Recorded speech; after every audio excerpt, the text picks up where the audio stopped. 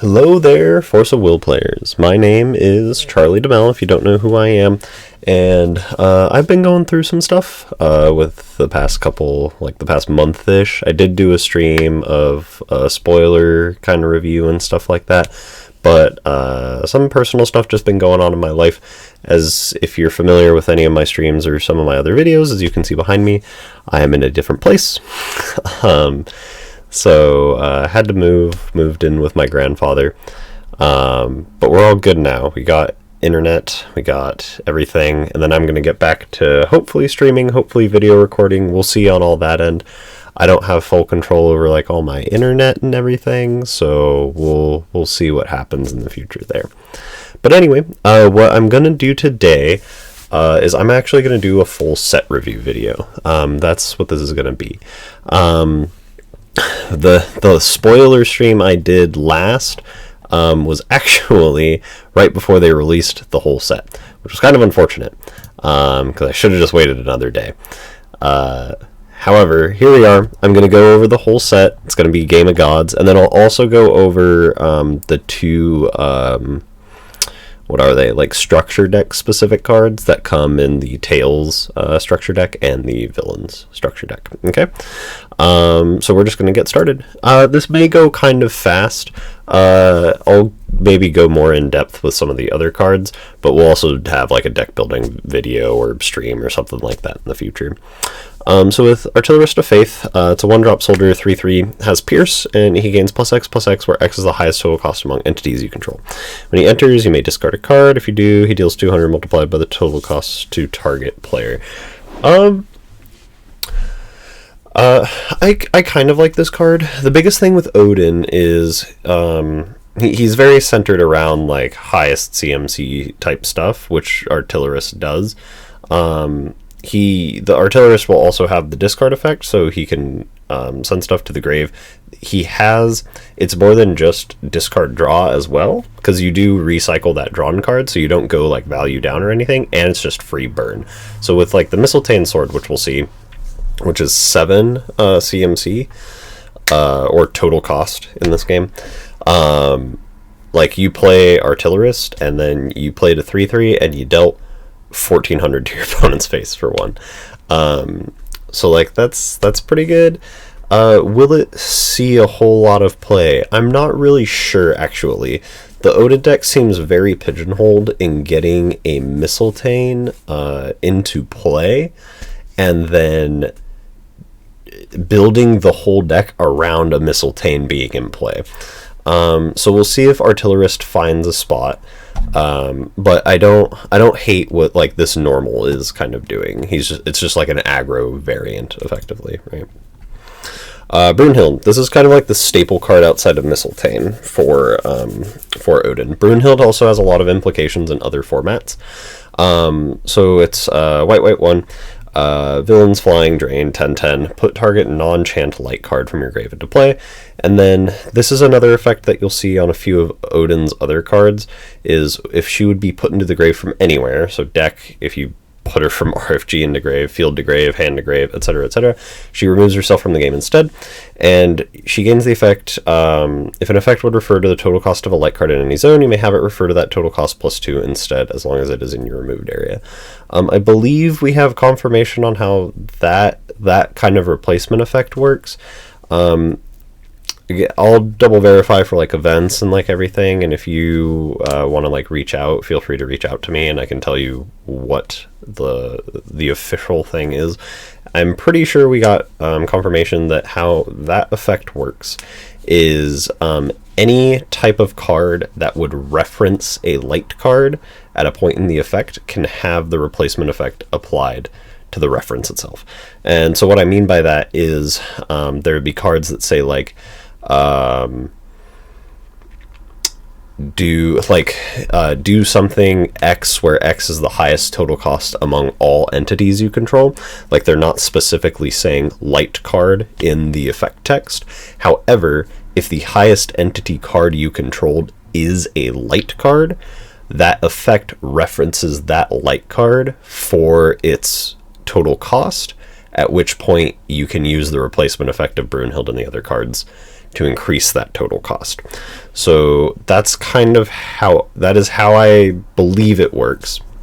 You can also choose whether or not you wish to have this affect it like that. So there's that, and then her revolution effect is you apply the revolution abilities of all light resonators you control. So a lot of the Odin stuff, from like what I see, is you go Mistletoe on one ordered, and then if that Mistletoe dies, you Brunhild order that Mistletoe back into play, right? Because when Brunhild enters, you get a light card from your grave in the field. Odin has a bunch of revive cards, so on and so forth. So a lot of it is just having a singular body. It's not like a swarm deck. It might be able to be made as a swarm deck, but it's having just this singular body that is just super strong and super powerful, and can buff itself, is very hard to get rid of, so on and so forth. Okay, the other implications that Brunhild has, Brunhild is a very she's almost like a strictly better version of Air, the Valkyrie of Mercy, or Angel of Mercy, I forget what she was. Air is a 3-drop, same cost and everything. It's white 1. She's a 6/7. She has no keywords, and she revives something of a resonator of cost 2 or less. So everything about the only thing where Brunhild is not strictly better than her is she says light card, so it has to be light. However, there's no cost restriction. There's no typing restriction besides chant, which is quite relevant for certain editions. So on and so forth. And you'll probably see this, Mr. Ruler School TCG, I believe it was Paul who did the video, they did like a Eldorado Pearl Shine, like Lumia Flicker deck. Brunhild goes very well in a deck like that, right? So like if you're thinking Wander, like a light Wanderer deck, you play Dark Alice, you pitch your Eldorado. The next turn you play like a Brunhild. Brunhild revives Eldorado. You can Shining Strike to like rest your Brunhild, flicker it with Lumia, Brunhild revives another card, so on and so forth, right? So it kind of like snowballs with it. So Brunhild will be very powerful in Wander, as well as kind of being like the staple like boss monster, like high cost boss monster of Odin decks. Okay. Choir of the Valkyries, I don't think this card's that great. This might be like where the swarm part of Odin comes in, but typically a 2-cost chant played at sorcery speed that, if you're not Odin, you only get 2 4/4s, which there are cards that cost less than this that do more than this. And then if you are Odin, you have to have like Mistletoe or the cost increaser cards or whatever in order to kind of swarm the field. It might be like an alternate win con if you go for like some kind of aggro swarm type thingy, but I don't see that being the way Odin goes, so I don't think this card will see much play. Hegel's interesting, purely in the sense of with Brunhild, you can create a lock with it. So if you get 2 Hegels under Brunhild, right, because Brunhild applies the revolution if she's revolutioned of everything else, of all other light resonators. So if you can revive a Hegel with your Brunhild, that's 1, and you could choose like chant, your opponent can't play chants, and then you could play another Hegel, choose resonator, they can't play resonators.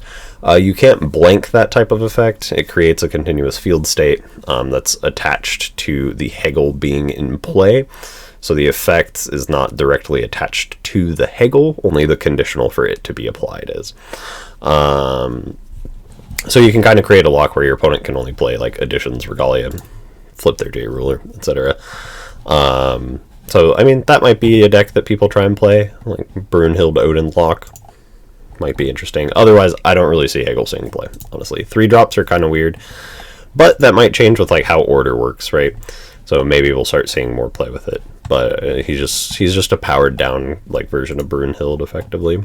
Kara, 2 mana white dork, swiftness, also a dork with swiftness. I believe this is the first dork that has ever had natural swiftness, which is kind of interesting.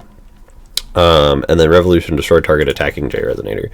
That's unfortunate. That means the deck was like, well, no, Odin got a revive spell. Well, no, you can't revolution a revive. I don't. It feels like it was meant to be played with Loki, because Loki gives resonators like quick cast and stuff like that. So there are some revolution effects that are like really suspect. This being one of them. So really, you're only looking at it for like the top part, and like 6/7's decently statted. Swiftness flying is pretty good as well. And then just the production. You don't really want a will producer on 2. Plus, white already has a will producer that's not rotating in the form of flute. And flute has barrier and does something else other than just produce mana. She gives +1/+1 counters out. So, like, flute's just, like, de facto, like, the best dork I think they've ever printed. And I don't see Kara, like, superseding flute, basically. Typically, you don't want a dork on 2. Like, your dork's purposes are going from 1 to 3 instead of going 1, 2, 3. So, I don't see Kara seeing a lot of play. Like, you're not trying to go from 2 to 4. The mana cost is really lower nowadays, so I don't think Kara will see play. Keep the Faith. This card's very, very powerful. Bunch of modes. We'll just go through them real quick. First one, target J-Res, 4/4 Flying Drain. Second one, put a card. It does not have to be a light card, by the way. This is just a card with total cost 1 or less from grave into play. The second part is a resonator part of an alternative card. This was just so you could put, like, you know, for example, Lumia, Flute, stuff like that back into play. And then if you're Odin, you instead add the following option, and then you have to pick one. So you get basically another option if you're Odin, and that's to destroy target J-Ruler you control, so you can force yourself out of Revolution. And then if you do, draw cards equal to the total cost of the card that you destroyed. So this card's very powerful. So again, what the Odin deck is, what I believe the Odin deck will end up trying to be, and like trying to do, is stick a Mistletoe, keep that Mistletoe alive, and then just like buff it over and over again. Mistletoe itself has Pierce base.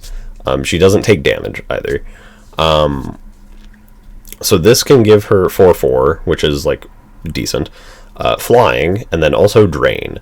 So typically your Mistletoe on turn 1, if you have the sword for her as well to pitch to her revolution effect, and you'll see all this when we actually get to the Mistletoe card, she'll gain 7, 11. She'd become an 11/11, I think. I believe she becomes an 11/11. The Mistletoe does on turn 1. And so then if you move to your next turn, you can pitch more cards off of Mistletoe. Like, it's not just a one-time thing that you can do. You can keep pitching stuff to keep buffing her, and then you can buff her with this, and then dome your opponent for, I don't know, 2,000 on turn 2. Drain. That's a lot of life. 6k is a lot of life. So that's very good. The revival effect. The revival effect is very relevant because it always gets Mistletoe back. It also always gets Flute back. In certain other formats, it gets other cards back. Which is there is a Wanderer deck that I believe might be very powerful that I don't want to kind of put out there until I like make a list about it. So I'm kind of keeping it under wraps. But this has a lot of implications with stuff like that as well. Like in Wanderer specifically. Because if we look at like Brunhild, right? Like if a Brunhild ever gets RFG'd, this is reviving things that cost 3 or less if they're light for 1. And keep in mind that includes multi-attribute cards. Because as long as they are part light, they do not have to be only light. As long as they include light, you get the cost increase from the Odin cards. So I believe this card will see a lot of play in both New Frontiers and Wanderer if people are playing Odin and Wanderer. This card's so bad. It's meant to be played with Loki, although all the mages are, because they're all sorcery speed, I believe. And Loki makes them all quick cast, so it allows you to use the revolution effects. All their effects, except the Dark Mage, are so terrible. The Dark Mage is the one you would play. I'm not even gonna like go over this card. Mistletoe. Alright, the bread and butter. So non-will activate abilities of other J-Resonators can't be played. Pierce 4/4, prevent all damage that would be dealt to this card. Nuts. At the end of your turn, recover this card. So she serves as both an attacker and a blocker. which is fine. And then discard a card, put X+1, where X is the total cost of the discarded card, draw a card, play it only during your turn, only once per turn. So you basically just give her counters for free. So again, if you pitch her sword, which is 7 total cost normally, she becomes an 11/11.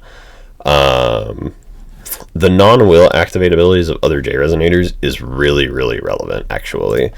It stops Isis in the Nyarlathotep, which is like their combo enabler. It stops Hanzo, not the will production from like his moons and stuff like that, but it stops him from sacking the moons to buff himself and to like cancel spells. So it stops like 2 of the more prevalent things. It stops Virgilius and like Carlina. It stops any place a card would be referenced as a resonator, which wouldn't be hand. I forget if they're referenced as resonators in Grave. If they are, if cards, I believe in public zones cards reference their typing, so it would stop something like Electo. But like it is stops your Violet people, stops Violet players if their Violet's flipped, stops Tiny Violet, it stops a whole lot of stuff. So Mistletane's very, very good, and it's why you want to play it in Odin for the buff effects, make her huge, make her unkillable outside of straight destruction effects, and then there are other cards that I'll show you in a second that we play that go very well in protecting her. So I think she's like the cornerstone outside of Brunhild. Odin enters the Game of Gods, another very good card. This is also one of the, I forget if it's the pre-release promo or the buy box promo. It's one of them. Quick cast, very relevant. 1 drop, very relevant. Means it's playable regardless of what it is. Look at the top 3 cards of your deck, put 1 into hand, 1 into grave, and remove 1 from the game. Put X +1/+1s, where X is the highest total cost among entities, and then if you're Odin, you also get to destroy up to 1 target non-magic stone entity, where X is the highest total cost among entities you control. So if you get the sword into play, which is again 7, which is what the base we're working around here, you get to destroy an entity of total cost 7 or less, which is pretty much any entity that is currently played in the game. And then you could give something +7/+7 potentially, or this cycle effect, put 1 in hand, 1 in grave, and remove 1 from the game. So this card goes value positive if you're Odin and you have the destruction portion active, because what it'll allow you to do is you get to kill 1 thing in play, and then you also get to replace it by the top effect, putting something into your hand. You can also use it to buff if you need to, but if you don't have to, you don't have to. So it always replaces itself. Putting something into the grave. The grave portion is relevant because A, it can set up a revival for Brunhild if you have it, or keep the faith, right? Both of those. Or if you need, you're trying to keep the faith something, but you need to get one of your like cost increasers into the RFG, you can send one of those to grave via this effect, and then it will RFG it, and then it will have the effect active. If you directly RFG it, it will not gain the effect, so whatever card you remove from the game is just going to be something you don't typically want to see, because we're about to go into a format where we don't have any RFG recovery outside of Healing Robot, or Improved Healing Robot, so that'll be a doozy. Odin's Intimidation. This card's not that great. You may pay 3 less to play this if a J Rulers put into play. Your opponent banishes X entities, where X is the number of entities with villains you control. So there are a lot less Tails and Villains cards than we initially thought, and none of the swarm stuff that Odin is doing involves villains. So you're not like getting a whole lot of value off of Odin's Intimidation. And you never really will. It's also sorcery speed. Sorcery speed's pretty bad, and typically banishment effects, like non-choice banish effects, are generally fairly bad. Suya is an exception, but Suya also has other stuff that he does, where this is just purely that. Also, you need to put a J-Ruler into play, which it isn't hard in the order decks, but if like you're in like a top deck war and you top deck this and it's like 4 mana, that's like pretty feels bad. You also couldn't do anything with it if you're in a top deck war because you don't have anything in play, so it's just not a great one. Praying Valkyrie. This card's very powerful. Very good. Same cost as Brunhild. Flying 9/9. Same effect as Brunhild, except Brunhild increases the total cost by 2.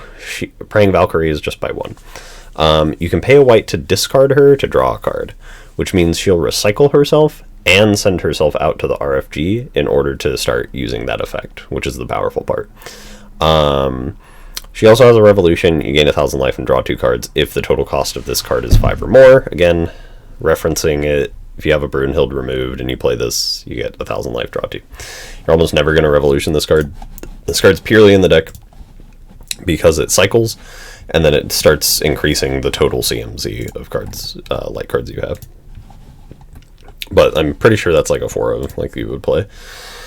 Brand Grid. Villains, this card gains +X, where X is the highest total cost, so be like a 12/12 at sorcery speed.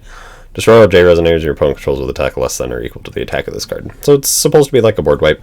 You might see like 1 or 2 played in like an Odin deck, because like a board wipe is still a board wipe, right?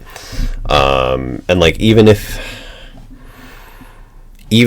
this was the highest thing in play, right? At minimum, this is always killing everything that's a 7/7 or less. Right, equal to? Yeah, 7/7 or less. So anything with 700 attack or less, this will always kill it, regardless of what else is in play. So, yeah, it'll potentially see play as like a 1 or 2 of, or like sideboard option or something like that. It just deals with swarm decks very easily. Only issue is it's not quick cast, but like beggars can't be choosers. Repeating Faith Revival, the value part of Odin. So it's white and 2, chant, not sorcery speed. One of the few that is playable though. Put a light resonator or the resonator part of a light alternative card from your grave into play. And then if you're Odin, players cannot chase this card, and it's returned to your hand as it resolves. This is just Odin's loop card. So like if you ever get to a top deck war, it's like a control match or something like that, and they don't have discard spells for some reason, repeating Faith Revival keeps you in the game, because it means you're going to bring back something over and over and over and over and over again, and it'll never go away. Typically like a Mistletoe, right? So very good as like a 1 or a 2 of. I don't know if this will be like the main game plan that like Odin decks go for, like trying to dump some nutty light resonator and then just like reviving it with this as opposed to like a Brunhild, or maybe playing 4 of this for Brunhild. I don't know. We'll have to see in the future, but very powerful value card. Soldier of Minerva. I believe this is the last one that has this effect text. So this is the 1-drop, right? And then Revolution, draw a card, put 2+1/+1 counters on it. So it would be a 6/6 that replaces itself. Not the best Revolution, but like it's an option if you like. It's there. It's like it's better than it not being there, but you'll probably only ever use it for the buff like effect text for cost.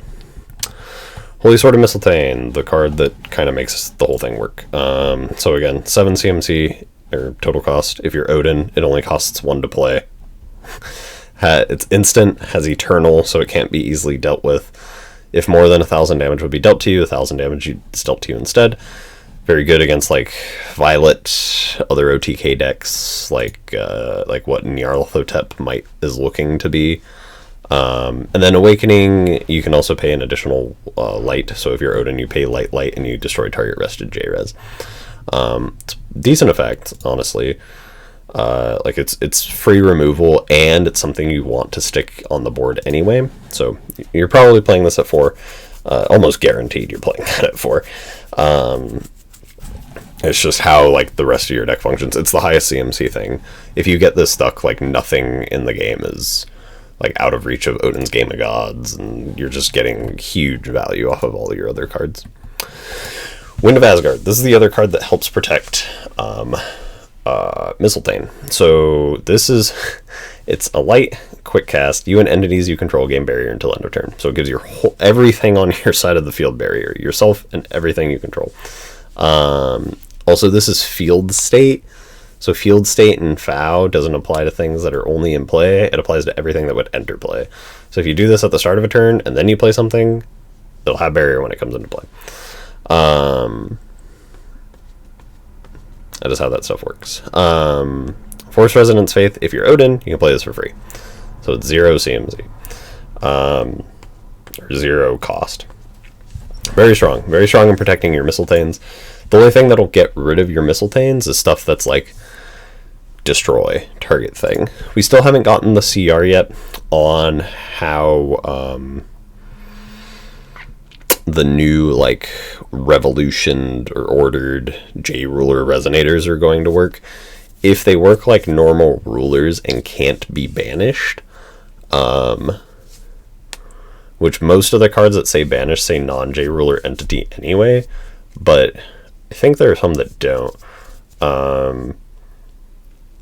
But like it would make them banishable. Like there would be that would be like a way to destroy stuff, just straight destruction spells. But like if they're not banishable, then the only real way is just straight destruction spells, because Mistletoe has her damage prevention, right?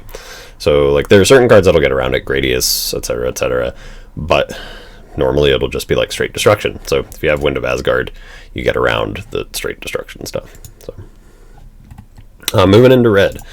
Okay, Ambushing Scorpion. So Nyarlathotep's mechanic. So Odin's mechanic was about CMC and revival, etc. Nyarlathotep's mechanic is about burn and magic stones. Specifically fire magic stones. Well, mainly fire magic stones. She revolves around light, darkness, and fire, but mainly fire magic stones. So you'll see a lot of these effects like Ambushing Scorpion here. Put the top card of your Magic Stone deck into the field. It gains at the next end of turn. Put it on the bottom of its owner's Magic Stone deck. Okay. Ambushing Scorpion is a very good card for the Nyarlathotep deck. It is a 7/7 with Bane, first of all. It also has a quick cast, which is very good. And the fact that it has quick cast, you'll see this with another card later as well. Getting the free stone off of this effect, it comes into play untapped for this one. Even if it came into play tapped, because of Fau's end of turn triggers, that at next end of turn, or the at the next end of turn trigger, occurs at the very start of the end phase. So if you go into the end phase, let that trigger occur, and then go to the priority sequence right after it, and then play Ambushing Scorpion, you will retain a stone going into your next turn. So you'll be effectively ramping a stone with this and cards similar to it. Which is why all the quick cast Nyarlathotep cards are very, very strong for the deck, because it ramps her a stone for the turn. And because her other alternate costs are banishing stones, those stones are going away anyway, like at the other end of at the end of your turn if you cast it on your opponents. So you can sacrifice them after you use them to pay the cost of something else. So they like double down really heavily. So Ambushing Scorpion is one of the good ones. I'm pretty sure this card will see play. Barbados is one of the other ones. However, his is tied to his revolution. The thing with Barbados is he's good at ending the game. However, we have other cards that are also very good at ending the game in Niar, and I think he falls short. Because like him just by himself, with like the will and stuff like that, like if you pay 2, you get your free stone, you shoot your opponent for 200 off of the free stone with him, and then you give him swiftness. He hits for 12 for 2 mana, which is like a pretty solid number. But it's just the Niar deck is doing better things. So like the rest effect is relevant, and stuff like that. I don't think he'll see play in the deck. He might in one that's more aggro oriented, though I believe it'll probably fall more combo oriented. But we'll see. Cthulhu's Intimidation. This card is so bad. It's kind of like a board clear. Also prevents things from blocking. Like, you play it in like an aggro variant, and then it can replace itself if you have 3 stones that came into play this turn. This is always 2 mana, right? Because you're always calling a stone. Everything should be a fire stone in Niar. So it's always at least 2. It's more than likely 1 or 0, but it's still it's not great. Explosive Withdrawal. It's Fling from Magic. If you've ever played Magic, you destroy a target J ruler you control, and then you deal damage equal to the attack of them to a player or J Resonator. And then Force Resonance Chaos, which is Nyarlathotep, and you'll see this on her Chaos effects a lot. You may banish a stone rather than pay this card's cost. So instead of paying 2, you pay 0. And for a stone that was going to go away anyway, right? With all those stone effects coming out. The Destroy Target J Ruler effect is good. There are some funny things you could do with Niar because of how much mana she can get and like how much she can ramp. You can play like Atomic Bahamut, hard cast it for 6, and then fling it. That is an option. It's a really bad option, but it is an option, and like that's kind of funny. Normally, you'll probably play like 1 or 2 of this. It's just free damage, right?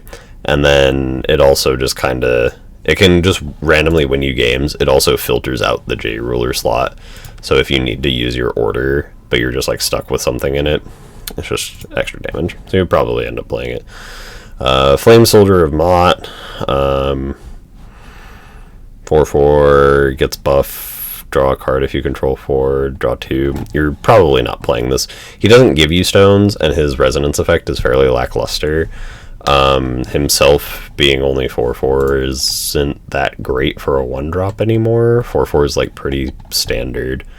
Having Pierce is nice, so he might see play if you play like a more aggro oriented version. He also doesn't have swiftness, however, so you might fall short there. But if you're playing like a really, again, like a really aggro heavy variant, like your dude dies, he's like free refill and stuff like that, so maybe in something like that. Flaming Salamander.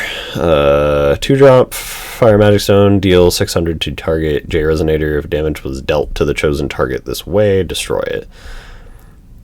So it's like a board clear. You might play this as like a 1 or a 2 of, if that.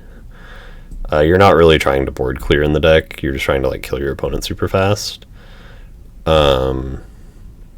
It also doesn't hit players, so if like your opponent doesn't have a board or anything like that, like his value just drops tremendously. And then 7/7 stat lines, okay, it's fine for a 2-drop, but that card's okay. Isis, this is like the backbone of the deck, especially for the combo variant. So Isis is red, quick cast, 7/7. Niar's order gives +2/+2 in swiftness, so Isis is almost always a 9/9. Put the top card of your Magic Stone in the field rested, so she does it rested. She's one of the only 2, I think, that do it rested. I believe it's her and the Little Red Riding Hood, or the Red Riding Hood, whatever it's called. So she gets it into play rested, same at next end of turn stuff. So again, because she's quick cast, you can do this at the end of your opponent's turn, after that next end of turn step, and your stone will recover on your turn, right? Or you can do it at the start of your turn before recovery. Right? You have all these times to do it. She has Resonance, Fire Magic Stone, produce red. She has Banish a Magic Stone, draw a card. You can do some very, very crazy things with Isis. If your opponent has no interaction with you, like your opponent just decided to, when they sat down to play Force of Will today, they were like, I'm going to spend the first 2 turns doing absolutely nothing, and then I'll get serious. I think Niar would win almost 100% of the time if you drew an Isis. Your ability to just put this card into play and just win off the back of it because of how much value she accrues is absurd. So you'll start to see it as people play with the cards and stuff like that. But if you're ever curious, like goldfish a Niar deck. Just put in 4 Isis and 4 of every card that produces a stone. And then some kind of win con that deals damage or something like that, and you will eventually kill them. It's very absurd what this card facilitates for the deck, and it's kind of hard to quantify with like just the cards themselves. I'll show you what I kind of mean if you like keep in mind what this effect is. This top part, the Resonance Fire Magic Stone and the Banish a Magic Stone draw a card, as we get into some of these other cards. This one in particular will also work for what we're talking about. So this is 1 mana. You get the top 3 cards of your stone deck into the field rested, and then they go back. Force Resonance Chaos, you can banish any number of Magic Stones, destroy all J's with total cost equal to the number of Magic Stones banished this way. This includes your side of the field too, by the way, so do keep that in mind. Don't kill your own stuff if you're trying to like pop off. So what this does with Isis is you get 3 stones, which means if they're all Firestones, your whole deck's Firestones, which it should be, you'll get 3 triggers of Resonance. So you'll get 3 red mana. And then you can sack all of those stones because they're rested, you're not untapping them or anything, and draw 3 cards. So this 1 mana card has given you 3 red mana, so it's gone +2 in mana, and it's giving you 3 cards from 1, so it's gone +2 in card advantage. So that's what that does with Isis, right? That's the most egregious example. It's the one that just has like the most value. I'll show you one other, or 2 others that we'll get into that also have that kind of value. Malua, red 7/7. When this is destroyed, you deal damage equal to its attack to your opponent, and you can discard your hand to deal 1,000. Well, that's a lot to each J Resonator, and then draw 4. It's very similar to a card like Bedlam Reveler in Magic. Doesn't have the damage effect on it, but it has like the discard draw. So it always kills itself if you have the Revolution, right? And you discard a card. And you just get like free 900 damage. So your Revolution, it's just like free damage, right? So it's free damage and it refills your hand. So yeah, if you're playing like a super aggressive like aggro version and you're just like, here's my whole hand, and then you just have like a Malua in your hand, and then you just go Malua. Draw 4 cards, pass. Like that is a potential option. Your opponent took 9, you have 4. They probably took some other amount of damage from swiftness stuff, right? So there might be potential for Malua to be in like an aggro Niar deck. Phantasmal Ascendant. This is one of the other cards. This card's really, really good. So it's 1 mana, and it's a singular red. It is quick cast. It is a 4/4. You get the top card of your Magic Stone deck into the field, not rested. And then if it's Revolution, you can banish a stone, target J-Res loses all abilities, and then you deal 1,000 to it. 1,000 is a very relevant number. This card can kill Virgilius, which is like a pretty big boogeyman. And then the lose all abilities things, it kills things that are eternal. It kills things that can't take damage, like Missile Thing. It kills a whole lot of stuff. So Phantasmal Ascendant is very, very good. The other thing, with Isis, you get your free stone, which means that stone, since it is untapped, you get 1 red mana from Isis's trigger, and then you get a 2nd red mana from the stone being untapped. And then you get to draw a card by banishing it after you've spent that mana or tapped the stone for the mana. Which means this card goes up 1 mana and goes card neutral.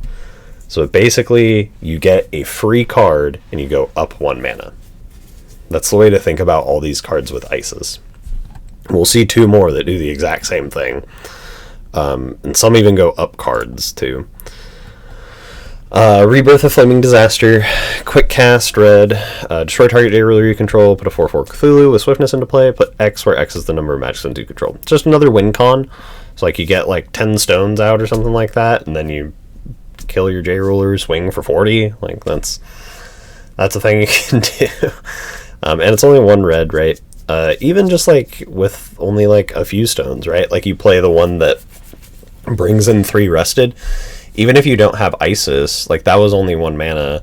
So, like, this is turn 2. Like, if you have something that you revolutioned the previous turn, you destroy that, you put into play 5 4/4s. And you hit your opponent for 20, right? Like, that's a lot of damage. It's half their life. So again, very good in like an aggro type variant sort of deck. But still just like very strong, like overall as a card. Red Flame. This card art. I'm so sorry, Takumi Sukigawa or Sugikawa, but dear Christ. So Red Flame is a singular red mana, quick cast, deal 200 to a player or J-Res, deal 200 plus an additional 200 for each Firestone, or number of Magic Stones, not Firestones. It's just another burn spell. Again, same kind of concept. If you did like the same kind of play I talked about earlier, you have 5 stones, 6 stones, it's burning for 10, it's burning for 12 for a single mana. That's a lot. It's a lot of life. So again, in like a burn focused variant of Niar, you'll probably see this. Red Riding Hood. This card's very bad in the combo version of the deck. This card is very powerful in the aggro version of the deck. And it's actually funny. This card was strong before for like aggro purposes and stuff like that, in addition to like some of the other cards. But it wasn't until we got the Tails structure deck specific card, which is Red Wine and Bread. It's the stuff she's holding that made like Resonator aggro Swarm in like red exceedingly powerful, like very, very strong. So Red Riding Hood, when damage is dealt to your opponent, she gains +2/+2 until end of turn, and she deals 200 to your opponent and each J-Res they control whenever a Fire Magic Stone comes into play. When she's revolutioned, you get the top 2 cards of your Magic Stone deck into the field rested. Hers are rested. But she does get 2 triggers. So, and then she has red destroy target damage J-Res, so basically if you have open mana, you can kill any J-Res your opponent controls if you get a stone into play. So how she works, if you get your top 2 stones, right, she'll deal 2, then she'll deal another 2, so she deals 4 to your opponent. They take that damage, so then this triggers, so she'll gain +4/+4. So she'll be at 6/9. Yeah, she'll be a 6/9, and then she'll already have +2/+2 and swiftness from Nyarlathotep's flip. So she'll be a 8/11. So just her flipping on her own. You've done nothing else. Literally nothing else. You haven't like waited to call a stone. You don't have other cards to play, anything like that. Just by herself, she's an 8/11. Stat wise. And she dealt another 4 from the stones coming in. So she's 1 mana, deal 12.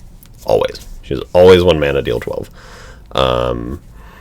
Again, she would have to like connect, but if you have 1 free red mana, anything your opponent played, as long as it is not a quick cast resonator that they just randomly put into play, can be killed, right? So 1 mana 12, and then she just gets bigger and bigger from there. So very powerful for an aggro variant. She's very bad for the combo variant. Spirit of Mott. This card's not super great. He clips his Sprinting Flame Horse, where he has his red discard target J-Res gains +4/+4 in swiftness until end of turn. And then Resonance Fire Magic Stone, he gains +4/+4 in swiftness until end of turn. He does have quick cast, and then the Revolution, get your stone effect. The issue is with him being 3 mana. If you're playing the aggro variant, you want everything to be as low mana cost as possible. If you're playing the combo variant, you still want everything to be as low mana cost as possible. I think when I made both of the decks, no card in there cost more than 3. And if it did, it had an alternative cost to play. You weren't actually paying 3 mana for it. So even though this is quick cast, I don't really foresee us paying 3 mana for it. The game has kind of dropped super heavily in like cost allowance and what's being allowed to be played. There are certain cards that you can play at higher CMCs. Those decks just typically aren't as powerful generally. or games just don't last that long. Like, you need early interaction, basically. And so if you have these like high CMC cards that are kind of like your payoff, like getting to that late game, but you draw them early, so you don't draw enough early game interaction, it kind of just falls off. So he's kind of in that category, unfortunately. Maybe someone will come up with something where you have the discard effect to give something swiftness, but we'll have to wait and see on that one. Sudden Manifestation of Power. This card is also very powerful. I know it's not quick cast, but we'll make do with this one. A single red, get the top card of your Magic Stone deck into the field, unrested, and then draw a card. So with Isis, this card goes +1 mana, right? Same kind of thing. You get the Resonance trigger. You also get the stone tap.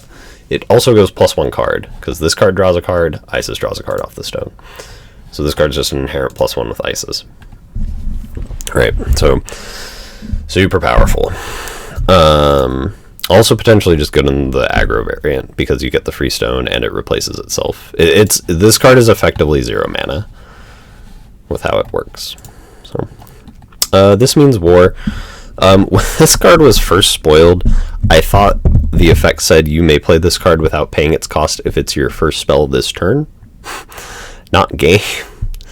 So it's red 1. Again, we already talked about the 3 CMC thing earlier. This card does even less than Spirit of Mott does. It's just a burn card, and I kind of talked about how there aren't that many Tails and Villains Resonators currently. So you're not really getting like a super solid like burn off of this, even though it would be free if it was your first card. The other thing is, with all the value we've seen within Niar, drawing 2 just to play 4 of this so you would have it in your opening hand isn't that powerful.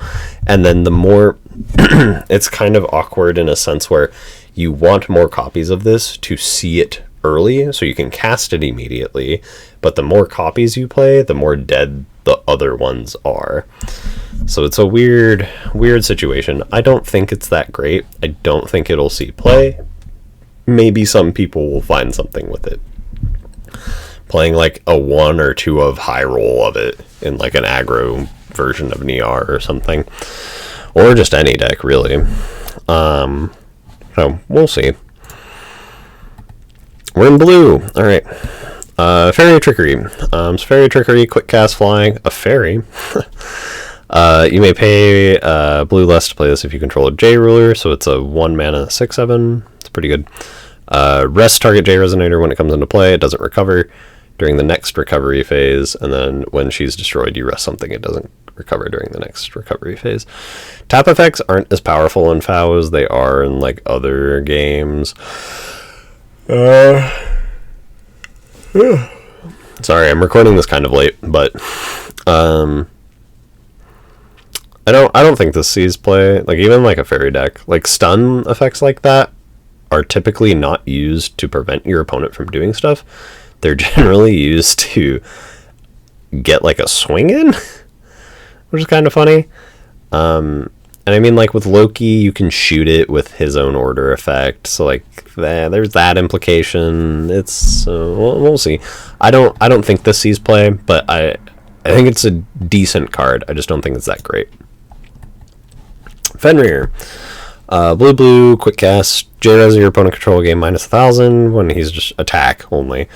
When he's destroyed, draw a card. If he's revolutioned, he gets +4/+4, so he's a 1,000-1,200. And you destroy target J-Res your opponent controls if its attack is 0 or less. So that second part, the revolution effect, is relevant in the fact that the target does not have to have 0 attack. It just has to have 0 attack to die at the resolution of the ability. So you can layer the enters if you order Fenrir when he comes into play, so that you can give the board -1,000 and then kill something, and that'll kill most things. So he's almost always going card positive by at least killing 1 card, and then when he dies, you draw a card. So he's got that going for him. Will I think he see play as a 10-12 quick cast 2-drop that kills something? If you had told me this was Shahrazad meta, I would have told you absolutely. But now I'm not so sure. He might. He very well might, but I truly don't know. I don't think he will, but he might. That's where I am with that. Garmheld villains, remove this card in your grave from the game, produce blue, spend this only to play Garmheld, and then as he enters the field, you can reveal a resonator with Tails you own from outside the game, remove it from the game, and he enters a copy. Relevant cards, like Tails cards, Kotaro, Feasting, Isis.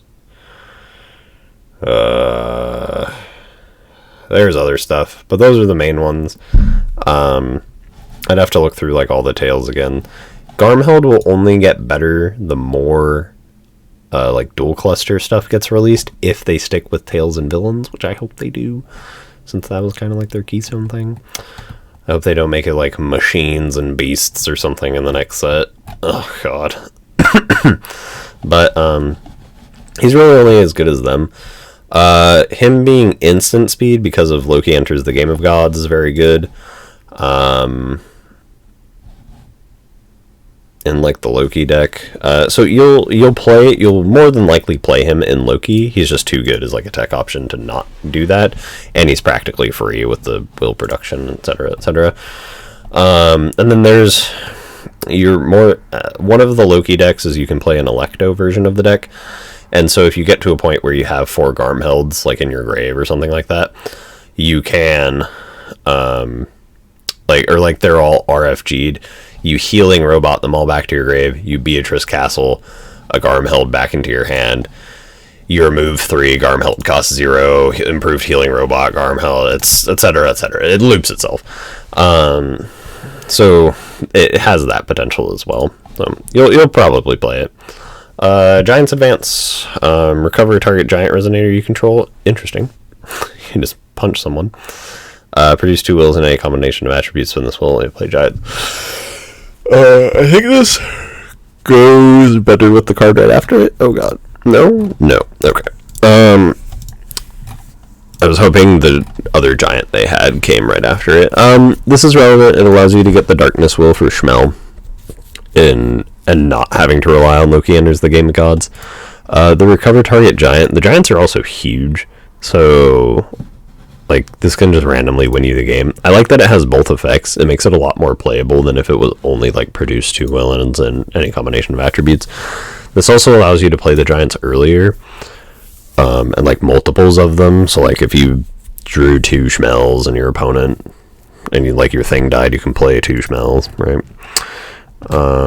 So it's good for like a giants deck. I think you'd probably play at least like 1 or 2 of it in the giants deck. Loki enters the Game of Gods. Probably Loki's best card. Target J-Res gains minus 2,000 attack, draw a card. 2,000 attack is a very relevant number. Or not relevant, it's very huge. Only really works against like one thing currently, which is Atomic Bahamut, but it might have more application in the future. And the more relevant effect, produce 1 will of any attribute, draw a card. So it plays for 0 mana, and then you can filter that mana into whatever you want, and then resonators in your hand gain quick cast if you're Loki until end of turn. Lets you play Schmel at instant speed. That's like the best part of it. Also lets you play some other stuff at instant speed, like Electo. The draw card part also functions well in Electo. Lets you kind of branch out of just like blue with only, while still predominantly playing blue stones. So very good. I think if you're playing Loki, you're just playing 4 of this, like just in your deck. It doesn't matter like what your deck type is. Like if you're Loki, you just insert 4 of this. So it's just that good of a card in what it's doing. Loki's Curse. Rest target J-Res. If you're Loki at the beginning of your turn, put this card from your grave into your hand. Unfortunately, we didn't really get any effects that were like pitch cards to the grave get an effect. We got like remove cards get an effect, but nothing that was like pitch cards get an effect. So if we had something like that, where it was like we can constantly discard stuff to gain value, Loki's Curse would be like a lot better. But because we really don't have that, this card just kind of functions as like a stun card, and again, stun in FAO is typically not that great. Like, spending mana on stun is really not great, because you're not dealing with anything.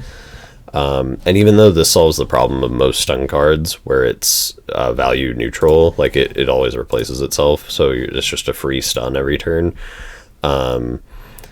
it's not dealing with the problem at hand. It's just delaying the inevitable. And typically FAO's cards are so overloaded in what they can do that just dealing with a card is more powerful than delaying it, even if the card has infinite value. Loki's Deception. Remove 2 water cards in your hand from the game rather than pay this card's cost. Gain control of target enemy ability, or change the target of target spell or ability with a single target. I don't think you play this in the Giants version, partially because that deck is some multicolor, so you don't always have all the water cards you need. In the Electo version, or like an Electo Loki deck, this has like a lot of going for it. Stealing enters is pretty relevant, or just like changing spell targets and stuff like that. Like those effects are prevalent. In Electo, you're already trying to get rid of your hand, and the RFG doesn't really matter because of improved healing robot. So you can banish things like Voice from the Void that'll still be active in your grave, or like Electos themselves to get them back, or like other stuff like that. Excess Garmhelds, and then send them back to, again, your grave with improved healing robot. And then you just get like free enters and stuff like that. Your hand count is lowered for Electo to start proccing. It's just like what the deck is trying to do, right? So I'm pretty sure in Electo you're playing this. I don't know how many yet.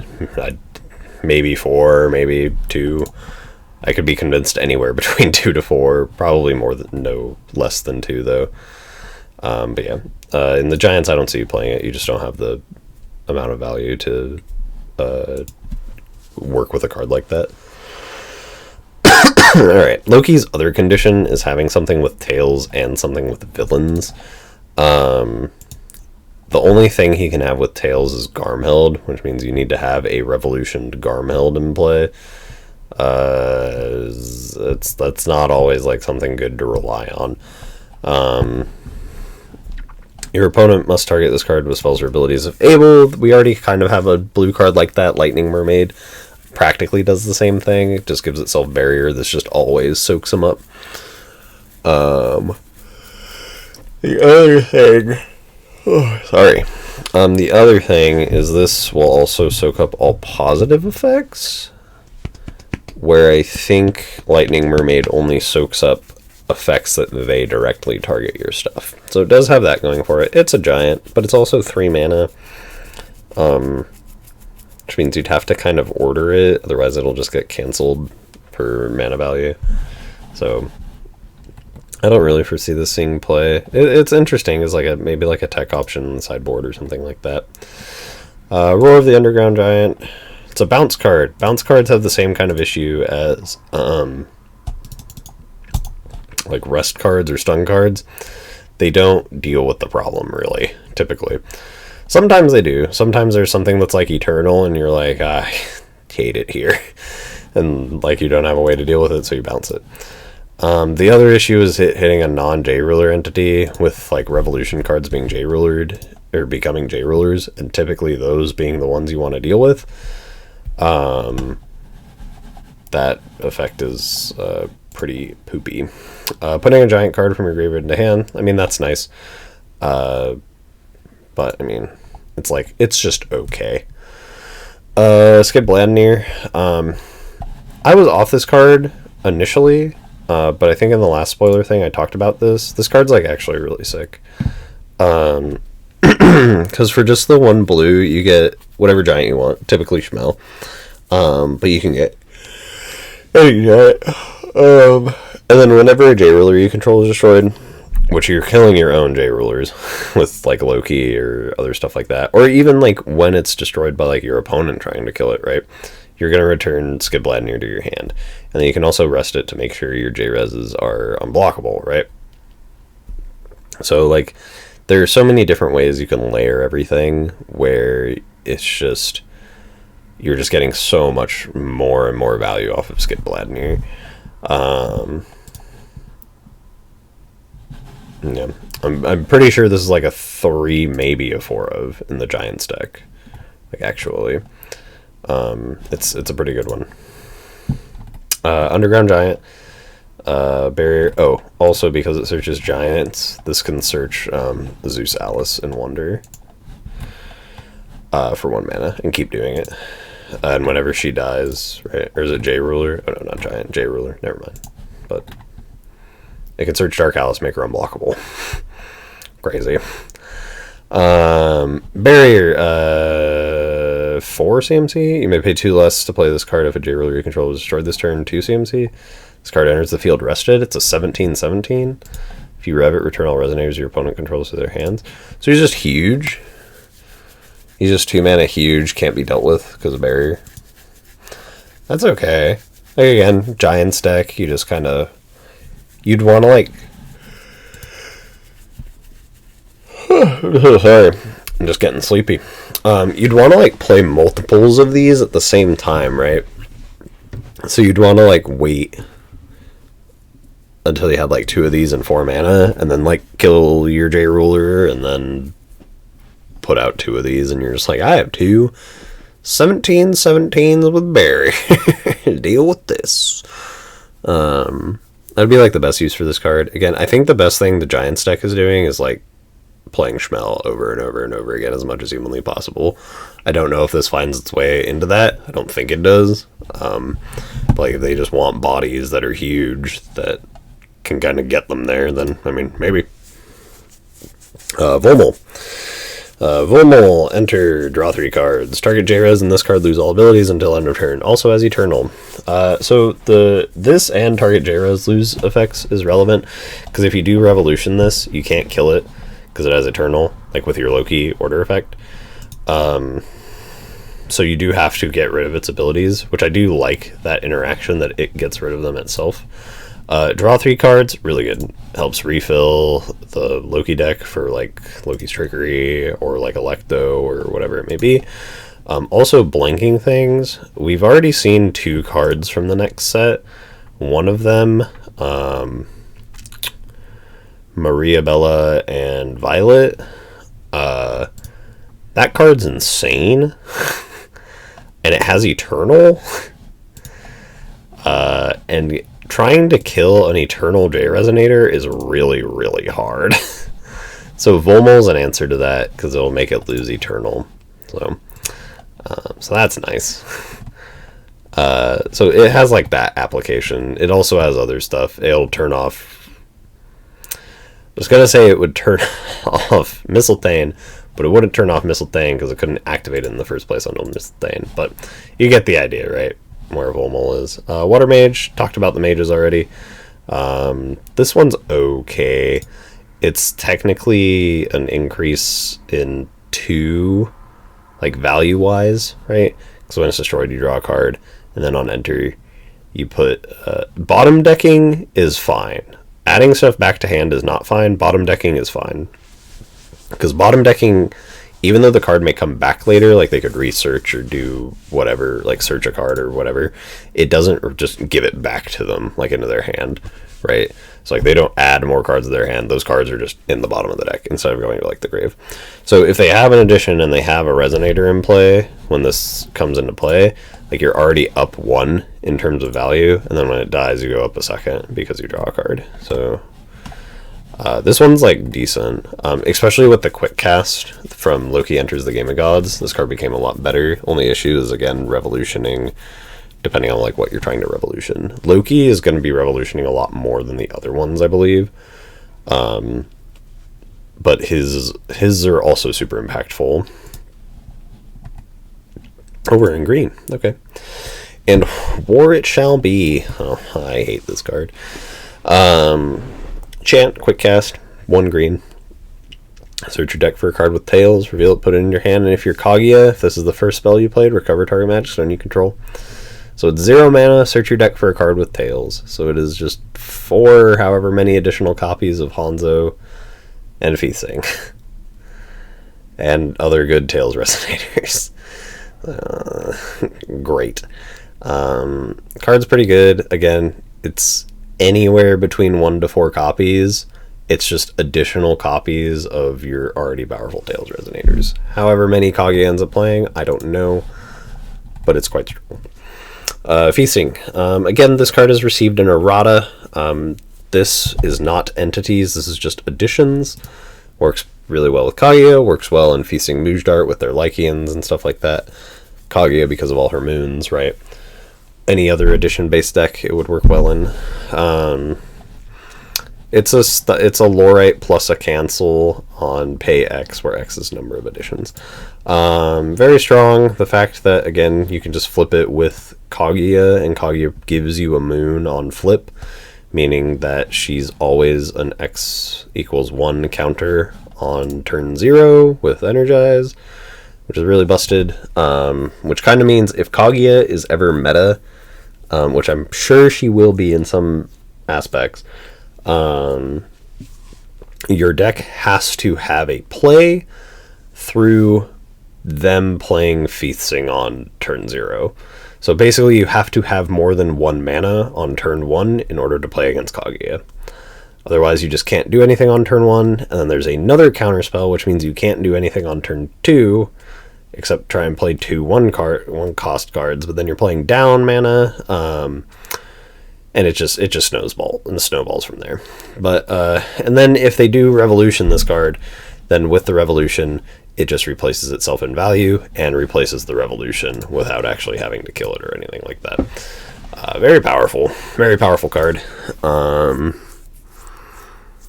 Yeah, and play 4 of it if you're Kaguya, and play 1 to 2 of it if you're other decks. Yeah, very strong. Gale of the Moon. Oh, the counterspell was right afterwards. This is the new counterspell. It's green. It also produces a moon. I don't know why, but it does. Again, very powerful. It being green means Feasting Mujdart has a new counterspell to use.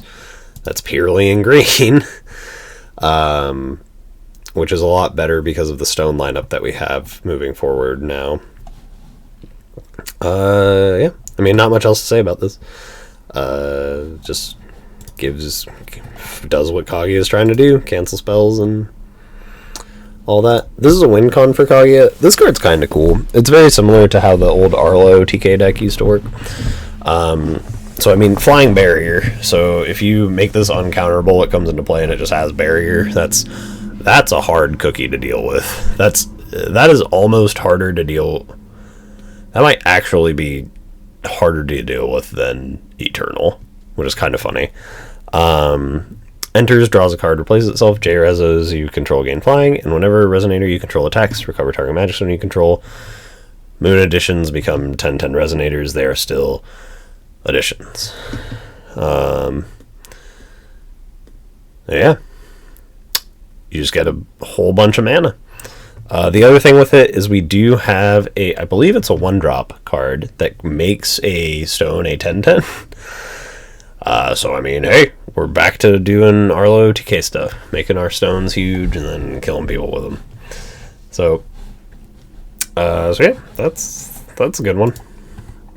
It's just an alternate win con, another win con. You're probably playing some amount of it, 2 to 3 of it probably in Kaguya. Kaguya's best card, Hanzo. Banish a Moon, cancel target chance spell your opponent controls unless its controller plays 1. Banish a Moon, this card gains +4/+4. It's a 4/4. You may pay X. If you do, put X when Moon addition tokens into the field. Recover up to X target magic stones you control. Moons you control now produce white, blue, and green. Hanzo's so good.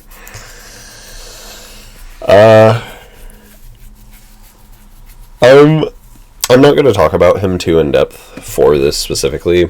Just his moon, the amount of moon production he provides, in addition to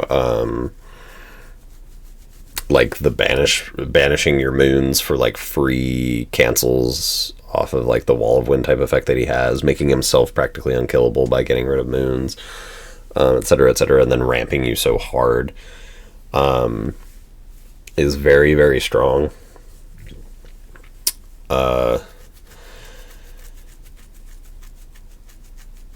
I'm planning on doing a video talking about his enter effects, the moon production one. It's a little weird with how it works functionally, and I don't want to get into it right now.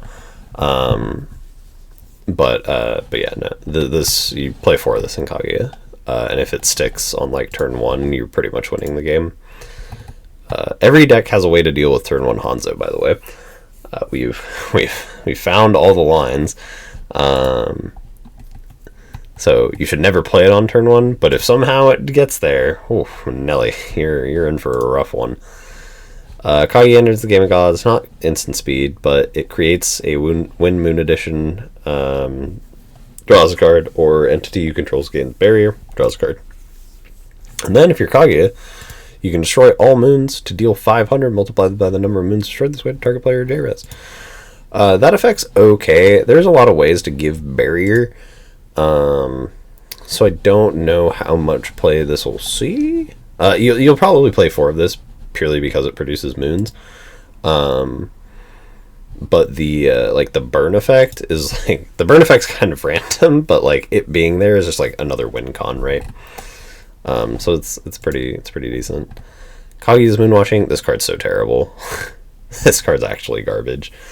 Recover X magic stones, where X is the number of moons you control. Players cannot chase this card. You don't need to ramp harder than you're already ramping in Kaguya. You just play a Hanzo, and then you're there.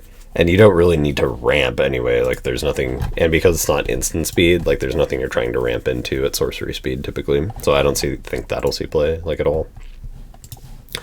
Kotaro, another really good Tails card.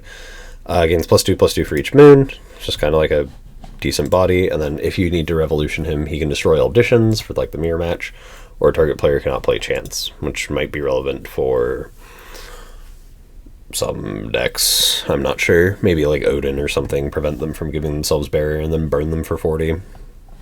That's an option.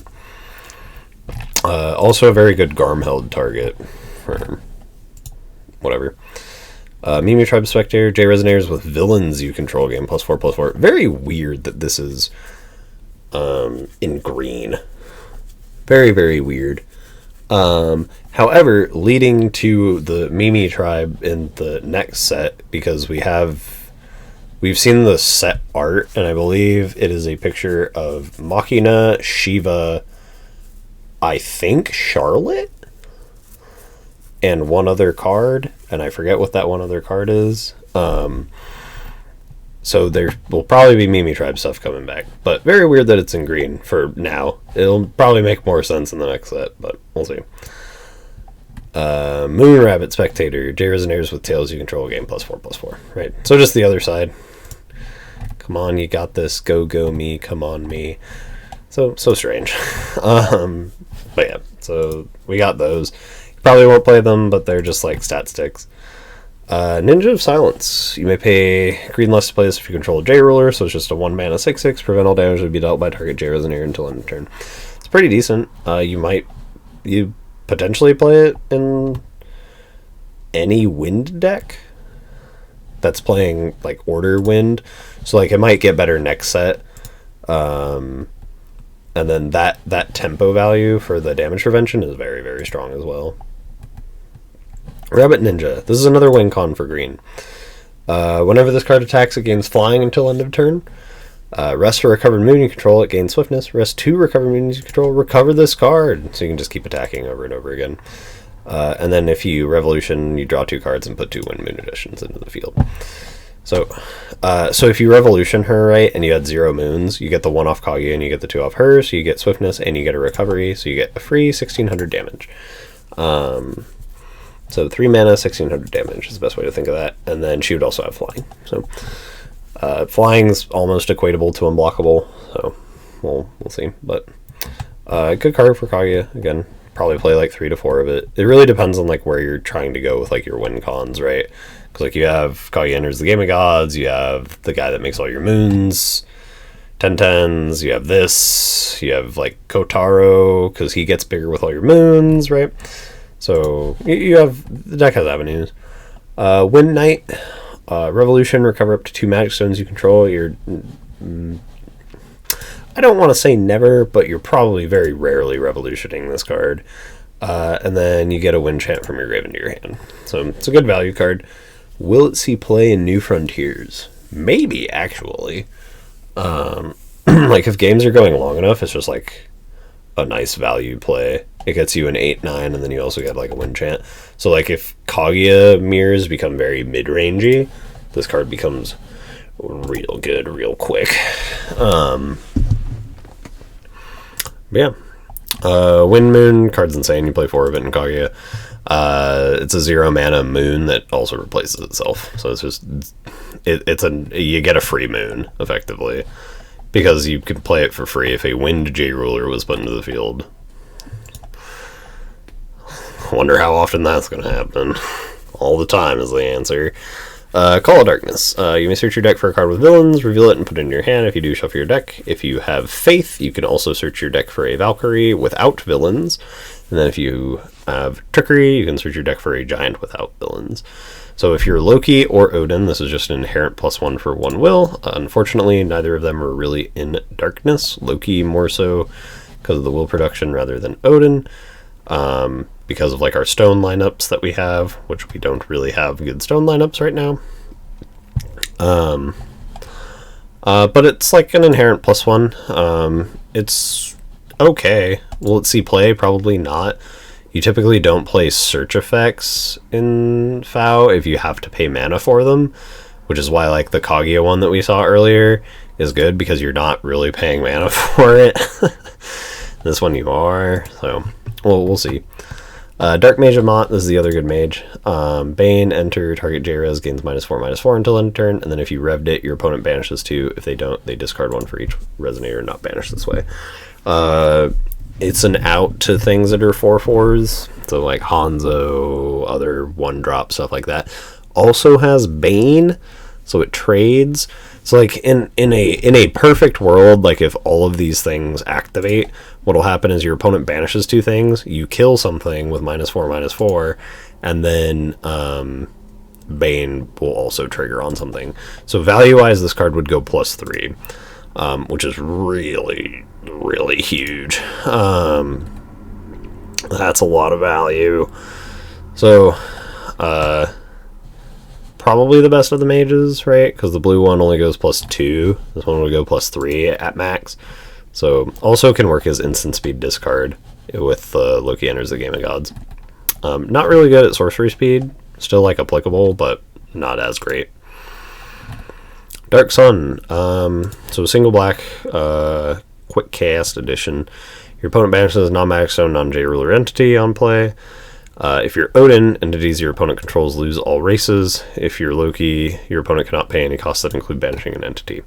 The banishing an entity part is relevant for Hanzo as well as Isis. They banish moons and stones. Your opponent controls loses all races is relevant for Kaguya, because moon typing is a race considered, like traits and races are considered the same thing in FAO. So the moons will lose all that, so they can't like produce will, etc., etc. They can't gain any of the effects.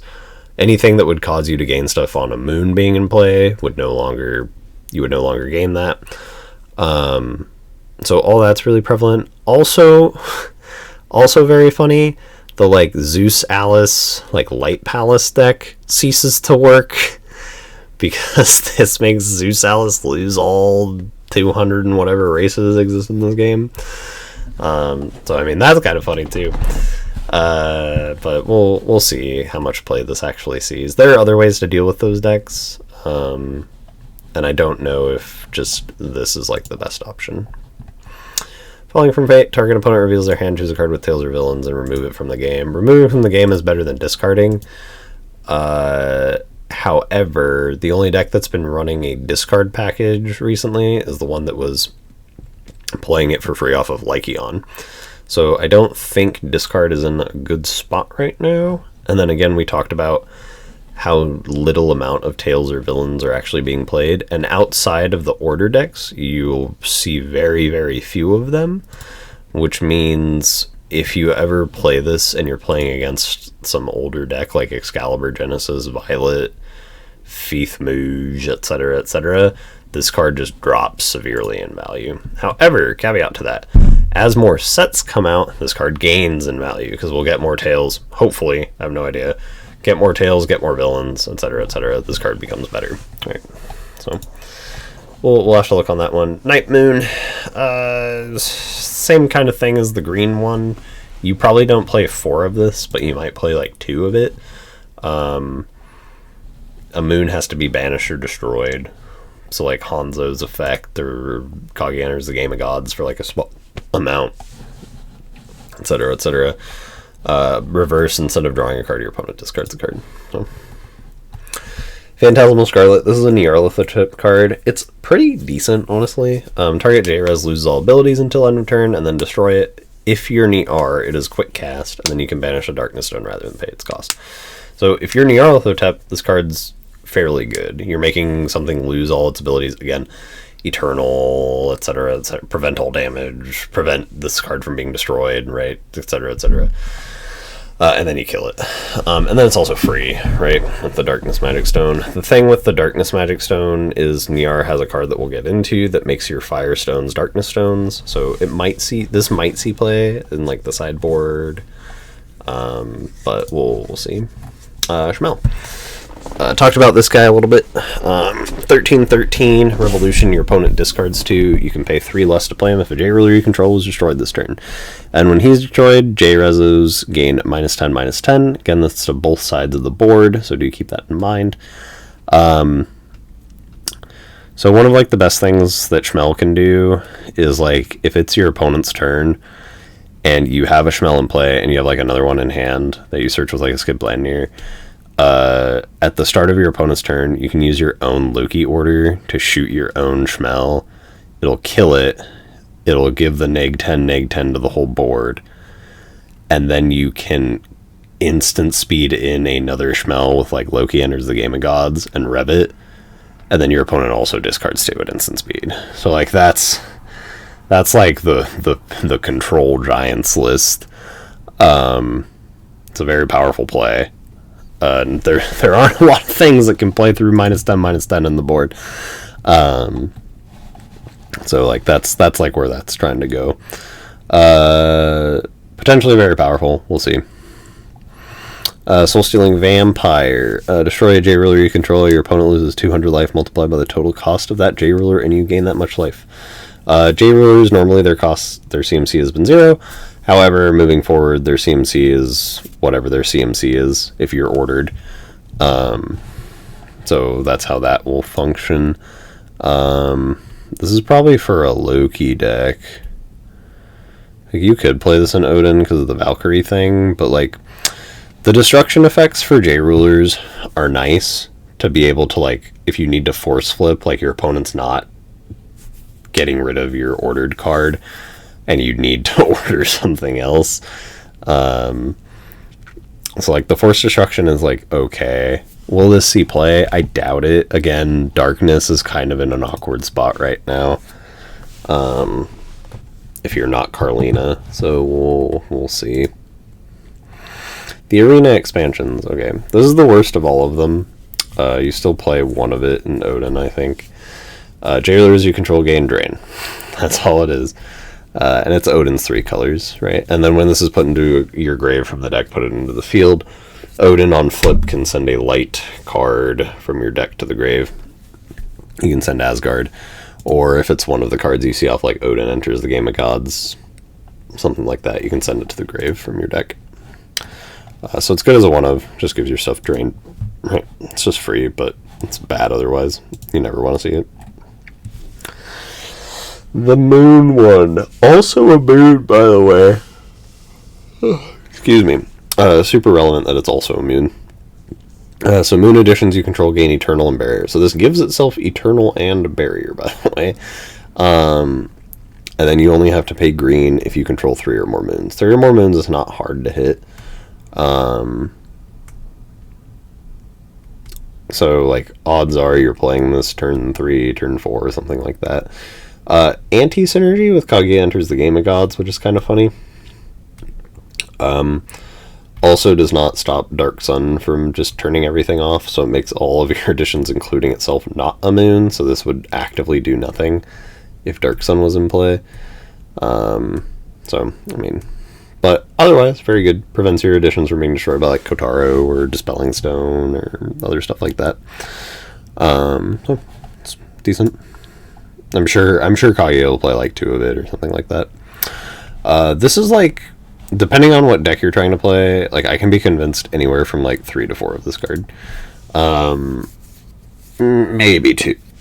You could probably argue me down to 2. This is Niar's, so Eternal. Shuffle any number of Magic Stones from your grave and or removed area into your Magic Stone deck. Draw a card so it replaces itself, and then you treat Fire Stones also as Light Stones and Darkness Stones. That allows them to tap for Light and Darkness mana, by the way. The conditional for a stone to produce mana or a card to produce mana is it has to have the typing of Magic Stone, and it has to have be considered like a Fire Stone, Light Stone, etc., etc. So if you give a Fire Stone, has the typing Magic Stone, and then you also treat it as a Light Stone and a Darkness Stone, it is able to tap for Light or Darkness mana. So this just single-handedly makes Niar tricolor, which is good. Also has Eternal, so like Niar is just always tricolor, which is really good. And then you can banish a Magic Stone rather than pay this card's cost, so it's 0. So very good card for Niartho deck, especially if like there might be like a control Niar deck. I really doubt it. It's like the last thing I think someone would ever try and make, but very powerful from like that perspective. Loki's, whenever a J ruler you control is destroyed, this card becomes a 20/20 until end of turn, and still in addition it gains barrier until end of turn, so it's 20/20 with barrier. And you can only pay, or you can pay just blue for it if a J ruler you control is destroyed this turn. A much easier conditional to hit than Loki's nonsense of control a J resonator, control a J resonator with villains, control a J resonator with tails. It being a giant means it's searchable off of Skid Blandir, which is good. It just being a 20/20 is part of the thing with the Skid Blandir stuff is if you're destroying your J rulers, like you're running through all that, and you're just also playing Skid Blandir to like search Schmel and stuff like that, and you're playing like a 1 Utgard or 2 Utgards. If you have an Utgard in play, you destroy your J ruler. Skid Blandir triggers to return to your hand. Utgard triggers to turn into a 20/20. You have Utgard turn into a 20/20 before Skid Blandir returns to your hand. You tap Skid Blandir, you make the 20/20 unblockable. Skid Blandir returns to your hand. You can replay, add a new giant to your hand, right? That's like the play line with it. So very powerful in that sense. You have an unblockable 20/20. Well, that can also gain barrier. That's strong. So we'll see. I think if you're playing like the giants, like Loki, like cycle your dude deck, like you definitely play this as like a 1 of. I don't think you play this as a 2 of. Maybe, but you definitely play it as a 1 of. Calamity Shield, or what is it? Deflecting Palm, I think in Magic. You may pay white less to play this if you control a J ruler with tails, so just red if you're Niar, it's quick cast. If damage you choose, if damage would be dealt to you, it's dealt to your opponent. If damage would be dealt to target J resonator you control, it's dealt to your opponent. Or if damage would be dealt by target spell or ability with a single target, it's dealt to your opponent. Just reflects damage. You sideboard it against probably the mirror match. Any other your opponent Kaguya enters the Game of Gods against you. You dome them for 40. Or however much they're trying to hit you for. So it's a sideboard tech option. Maybe a main deck option if you're trying to play. Again, this would be like a control Niar list card, which I mean it is possible. Black red, swiftness, precision, bane, revolution. Your opponent banishes a non-magic stone, non-J ruler entity. Repeat this process until the amount is greater or equal to X, where X is the number of magic stones you control. Again, this would be like a control thing. Swiftness, precision, bane is also really good because it means whatever they don't banish, you can just attack, which is really good. We'll see if this sees play. The red black's kind of weird, but again we have Relay, the arena expansion for Niar. So again, control card. It's getting into that like control-ish area, but I doubt that is how most people will play that deck. Doggermagra. Quick cast, you deal X100 to target player or J-Res, and you gain X100. X is randomly determined between 1 and 20. If the combined number of stones you control between your grave and field is 10 or more, it's always 20. And you can banish 2 stones rather than pay this card's cost. This is like kind of the end game for the combo variant. You can draw and get to this in like a single turn, starting from like turn 2, through like no interaction. So randomly like hitting your opponent for 20, and you also gain the life, by the way. So it's like a lightning helix. I think if you took the average between 1 through 20, it's like 10.5 or something like that, right? So like odds are you're almost always hitting for over 10. So I mean, some people will probably make like a high roll in the R deck. I hate high roll cards. I like what the card's like trying to do. I just wish it was like a more flat value. It was like at 4 stones deal 5, at 6 stones deal 10, like etc. instead of this like random roll crap. Double bind, again, the whole conditional for making it cost nothing. Cancel target spell with tails, destroy target J resonator with tails. It might see play. I don't think it will, but it might. This conditional is just too difficult to pull off, I think, at an early enough time for double bind to be relevant. It might also just be relevant being 2 CMC, cancel something with tails. The issue with canceling something with tails is that all tails cards are resonators, which means they're all probably getting ordered at some point. So like the destruction option is there, which is nice. The cancel tart is there, which is nice. But like the thing you might want to cancel, you'd have to destroy, etc., etc. So, and then also it just being dual color. Dual color is in a really weird spot if the deck isn't green or Fallen Angels. So it's not in a good spot. Gungnir, this card is so bad. So same kind of thing. They took Odin, which is predominantly light, and then they're like, you know what we're going to do? We're going to make his cost reduction light darkness, so you can play this card for green. So you're like never playing this in New Frontiers Odin. You'll probably play it in Wanderer to some extent. The effect is okay. You destroy a J-Res you control, and then you destroy all J-Resos your opponent controls, and then remove their grave from the game.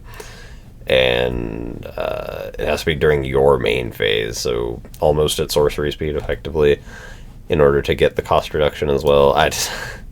Compared to something like Doggermagra, it was like, what were they doing with this? Like, some of the other ones are also like terrible. It's like, Jesus Christ. Hugin and Munin.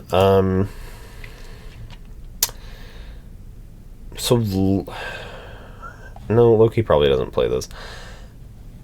The one darkness is really awkward, but like the cool thing about Hugin and Munin is like if you play it as a one-off and you drop it to the grave and then you Brunhild it back with the Brunhild being revolutioned, you also get their revolution. And if you can get this effect to activate, you move into like a top deck war. And Odin's really good at top deck wars. Like, you can build the deck to be really good at top deck wars. So, this might see play, like, honestly. So, I'm kind of excited. I really like Hugin and Munin. I like the art, honestly. I love the pastel type art that they did with this. The effect is very funny. Very weird, but very funny. Kaguya...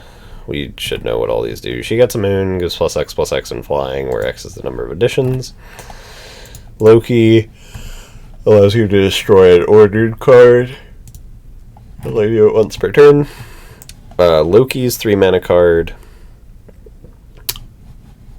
Almost as bad as Odin's. So, like, you have to have the tails and villain stuff to have the cost reduction and to be able to pick up to 3.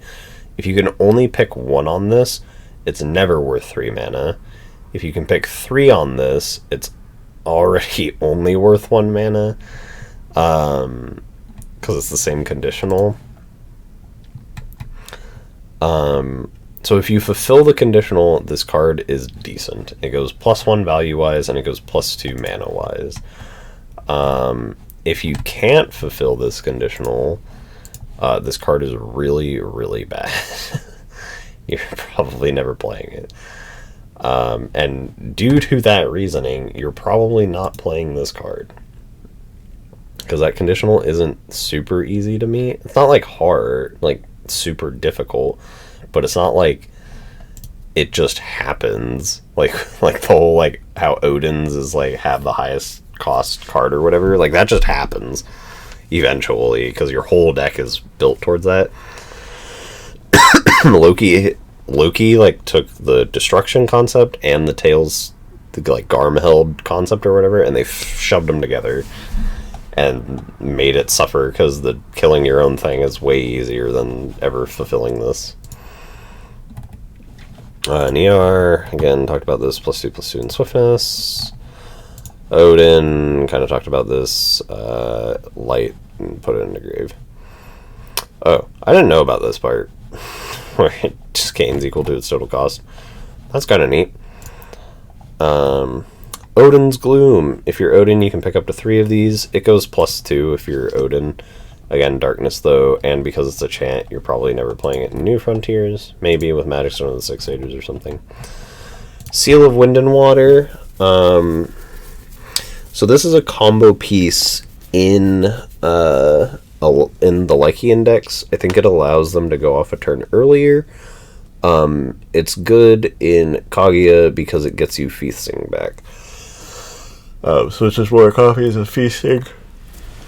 It could be more copies of other stuff too, but predominantly like feasting and other relevant like cancel things or effects like that, essentially. Kaguya's version of this is also not that great. The Destroy All J-Rezos that attacked this turn is like the best one because it's the most value positive one. The draw 2 and the 2 Wind Moon Edition tokens. The draw 2 is value neutral. 2 Wind Moon Editions. You're already producing a lot of moons. I haven't like solitaired with this, so I haven't seen like all the moon production. It might be relevant enough to get those 2 moons off of 1. Because you can banish a moon rather than pay the card's cost. Also, Kaguya does have the easiest time of just casting this without actually doing the alternate cost. So that might be prevalent. It is quick cast, so we'll see on that one. Mott, World of Duels and Ascendants, Mythic. Enter, draw a card, players take 2 more to play Judgment. And then you prevent all damage that would be dealt to J-Rezos with tails or villains by J-Rezos that do not have tails or villains. This is good to stop the like super early Judgment stuff. So it stops like Violet, it stops Dante if you go first. It stops like that kind of stuff. So you'll probably see it sideboarded in the order decks, like in all honesty. Because like if I can just go turn 1 Mott and then freeze, like primarily against like something like Dante, but like if you have other ways of dealing with like Virgilius, then this doesn't really matter. So we'll see what ends up playing this. The pay 2 to play Judgment abilities is more relevant than the damage part right there. But I mean the whole effect is relevant. It also replaces itself, which means it's decent. These stones are bad. You produce Void or you produce a Will of any attribute to play villains. It's not good. There aren't enough to quantify it. And then the basic stones. We're almost done. There are 2 more cards that I have to look at. Or 4 more cards that I have to look at. These I'm going to go through super quickly. Lovecraft. So 4 mana, banish a stone, destroy J-Rez. He deals damage equal to his attack to target player J Resonator, and you destroy him. If you're the Niar from the set, he just deals 2k. You pay 4 mana to deal 2k. We've talked about all the other cards we've seen like so far in Niar. We're doing a lot more for 4 mana than just 2k. We're killing them at 4. Aggro, combo, they're dead. So you're probably not playing this. It's nice, like, extra reach at like the very end of a game. So like if people are like new coming in, right, like off the structure deck, they'll probably use Lovecraft as like a boss monster. But as the decks get more like competitive, more built, you'll probably not be playing Lovecraft anymore. Red Wine and Bread, this card's insane. Red mana addition gets you the stone, right? Unrested. Whenever a J ruler you control is destroyed, you draw a card. So it's like value 2. And then Resonance Fire Magic Stone, J resos you control, gain +2/+2 until end of turn. So like if you think about that with like the like take Niar for example. I play Red Wine and Bread. I then play I get my stone. I then play Red Riding Hood, right? We talked about her already. She was hitting them for 12, like just 12, yeah? Now with Red Wine and Bread, I have triggered Red Wine and Bread's resonance 3 times, which means I'm getting another 6 damage in. So I've now hit for 18. Now, if I'm at, right, this is turn 1. This is literally turn 1 of the game. Now I go the sack a stone to destroy my J ruler, produce things. Because I have revolutioned the Red Riding Hood, and because of Red, White, and Bread, I'm up 3 stones. So I now get 3 tokens in play. And those 3 tokens all have +6/+6 from the resonance triggers of Red Wine and Bread because of how field state works. Which means they're all 10/10s. Which means I killed you on turn 1 with 3 cards. And even if you blocked the Niar attack, like the Little Red Riding Hood attack, it's still 3,600 damage. And I could kill you with like a flame or something. Like, it's absurd. So this card's really, really good. When they showed the rest of the Niar cards, and they showed Phantasmal Ascendant, the Scorpion, and this, and Sudden Manifestation of Power, I was like, oh my god. It's like, I thought the deck was cool, but the deck's real. It's absurd. So, Red Wine and Bread is really, really strong. This is one for Odin. This is kind of like the boss monster thing, same thing with Lovecraft. Remove target non-magic stone, non-J ruler entity your opponent controls from the game, and when it's put into the field, remove another non-magic stone, non-J ruler entity from the game. So 13/13 for 5. I mean, you can revive it, and like you get the 2 removal effects. Like again, it's good for a much slower, different game. It is not great for like modern, cancel, all that good stuff. Force at will. And the other card, Holy Shield of Mistletoe. Again, the 1 mana card addition is the broken card. This one's not that broken, though. I think this one's just, like, fair. So it's a tap. If you control a J ruler until end of the turn, the next damage that would be dealt to you while you control a J ruler is dealt to a J ruler you control instead. Play it only while you control a J ruler. So what this is effectively saying is if you have a Mistletoe, as Odin, you can redirect the damage that would be dealt to you to that Mistletoe. The Mistletoe will take it. However, the Mistletoe prevents all damage taken. So no damage will happen every time you tap a Holy Shield of Mistletoe. And then if an effect would refer to the total cost of this card in any zone, you may have it refer to that total cost +3 instead. So it's effectively a 4-drop at all times. Again, if you have the Brunhilds or the other cards that increase cost, it's higher than that. But it's effectively a 4 cost, which outside of the sword, I believe 4 was the highest cost card we were playing in the deck anyway. So it was a nice addition to see. But yeah, so that does it for my full set review. In terms of decks that I want to make, I truly want to make everything but Kaguya. Kaguya seems very streamlined, and it's just a control deck, and I hate like trying to build control decks for like solitaire purposes. I think Odin looks very, very fun. I'm unsure of how strong he'll actually be. And then Loki. Niar has a combo deck that I want to try. Also just the aggro deck. Just like how it functions. Like you're just gaining so much cards and stuff. Like it just seems really good. And then Loki we shall see as well. Like with an Electo type style deck or something like that. So look forward to those in the future. Sorry this video was a little long, but I mean had to get through the full set. But yeah. Look forward to those. I'll be, again, streaming a little bit more, hopefully, and we will go from there. But yeah, thank you all so much. Hope you have a great rest of your evening. I've been Charlie DeMel. Doodles.